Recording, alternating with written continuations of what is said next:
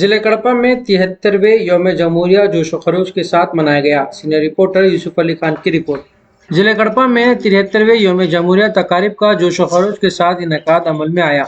کڑپا police parade ground میں آج صبح ضلع کلکٹر کڑپا وجے راما راجو نے مجاہد آزادی کو خراج عقیدت پیش کرتے ہوئے کہا کہ مہاتما گاندھی جی اور مجاہد آزادی کی کاوشوں کا نتیجہ ہے کہ ہم آج آزاد فضا میں سانس لے رہے ہیں۔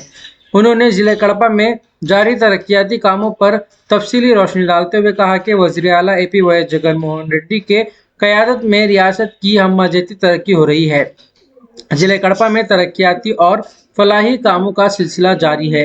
کووڈ-19 کے جیسی آفات کے باوجود حکومت کی کامیاب پالیسی کی وجہ سے ترقیاتی کاموں میں رکاوٹ نہیں ہوئی، جان و مال کا بھی زیادہ نقصان نہیں ہوا۔ وزیر اعلیٰ وائی ایس جگن موہن ریڈی کے برسر اقتدار آنے کے بعد سے ریاست میں خاطر خواہ بارش ہو رہی ہے۔ ضلع کڑپا میں سالانہ 647 ملی لیٹر اوسط بارش ہو رہی ہے، جبکہ اس سال 1008 ملی لیٹر بارش ہوئی، جو کہ ایک ریکارڈ ہے، جس کی وجہ سے ضلع میں واقع 14 ذخائر آب لبریز ہو چکے ہیں۔ ریاست کی خوشحالی کسانوں کی ترقی میں مضمر ہے، اس لیے حکومت نے ہر سال کسانوں کو 13,500 روپے راس ان کے کھاتوں میں جمع کرنے کا عہد لیا ہے۔ اس طرح 5 سالوں میں ہر کسان کو 76,500 روپے دیے جائیں گے۔